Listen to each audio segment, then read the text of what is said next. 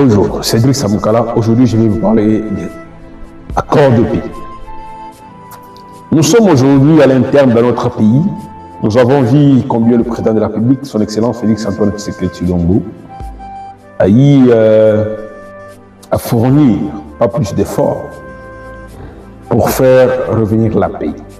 Mais la paix doit revenir au prix de quoi? Ici, s'il faut parler, je vais parler de la souveraineté nationale. Aujourd'hui, le gouvernement en place est incapable de fournir, de donner la paix à la population congolaise. C'est triste et c'est dramatique de comprendre que nous sommes dans un pays où nos autorités sont incapables de donner la paix à sa population. Cherchez. Le gouvernement se donne le luxe d'aller brader les minéraux contre la paix. C'est vraiment quelque chose que je déteste grave. De comprendre qu'en plein XXIe siècle, que nous, peuple congolais, par le biais de notre gouvernement, nous sommes incapables de restaurer la souveraineté de notre pays. C'est dramatique, c'est triste et que nous devons aller chercher la paix aux États-Unis d'Amérique. Est-ce qu'un jour, les Américains pourront nous respecter? Point d'interrogation. Si vous regardez avec tout ce que nous possédons comme richesse, les États-Unis ne devraient pas être la grande puissance, plutôt la RDC. Aujourd'hui, nous voulons aller chercher la paix aux États-Unis. C'est vraiment triste. Autre aspect encore. Comment pouvez-vous accepter que l'accord de paix se signe à Doha, aux États-Unis d'Amérique, mais la guerre se passe au Congo? Alors que l'accord de paix devrait se signer en RDC, là où se passe la guerre. Les Américains devraient venir ici au Congo, on signe l'accord de paix ici en RDC. Et l'accord de Doha devrait être signé encore en RDC. C'est parce que c'est là où se passent les atrocités, c'est là où se passe la guerre. Alors, lorsque notre gouvernement, incompétent qu'il est, part chercher la paix ailleurs, c'est inacceptable. Pouvez-vous accepter un père qui est incapable de vous nourrir, mais qui doit aller à tout prix demander de la nourriture chez le voisin, qu'il insulte à tout moment? S'il faut accepter que les Américains puissent nous fournir la paix, bon, acceptons que les Américains viendront ici nous donner la paix. Est-ce que vous connaissez au moins les joueurs qui jouent avec les Occidentaux, les Noirs qui jouent avec eux? Comment ils sont traités? Ils sont traités de nègres, de singes. Alors, comment quelqu'un qui est aux États-Unis là-bas viendra trouver la paix pour les singes qui habitent l'Afrique? Est-ce que vous comprenez au moins?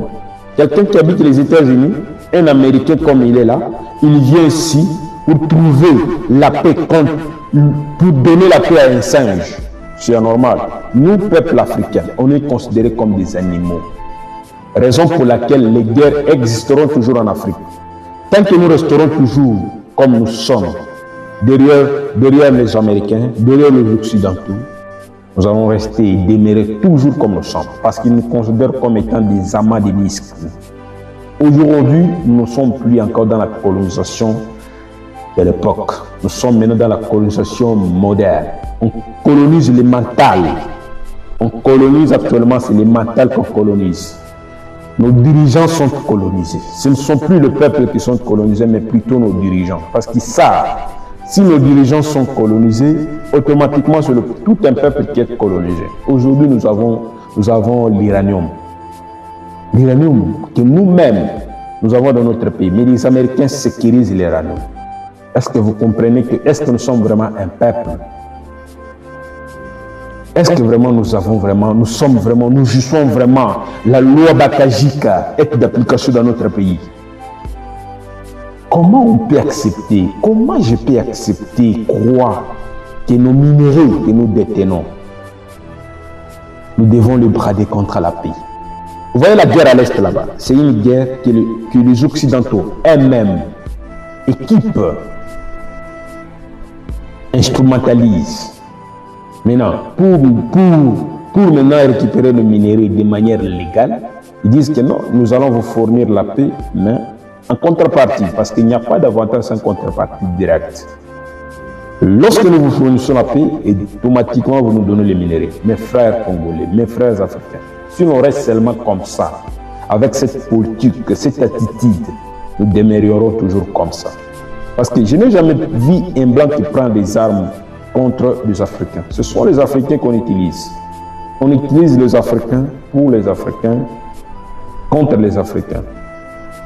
C'est dramatique, c'est triste. Aujourd'hui, je me suis très mal réveillé en apprenant que l'Afrique tue l'Africain. Ce sont les Africains qui s'entretuent au détriment des Blancs. Les Blancs sont là. Ils disent que non, ce sont les bonobos, c'est comme ça qu'ils nous appellent, nous traitent. Vraiment, si on reste avec cette attitude, je vous assure, nos dirigeants comme ils sont là, ils sont manipulés. Ils sont manipulables. Ils sont manipulables. Ce ne sont pas des humains, ce ne sont plus des humains. Ils sont manipulables. Nous, peuple congolais, nous devons nous réveiller. Réveillons-nous. Réveillons-nous. Sinon, pas nous allons rester esclaves éternels. Réveillons-nous. Merci.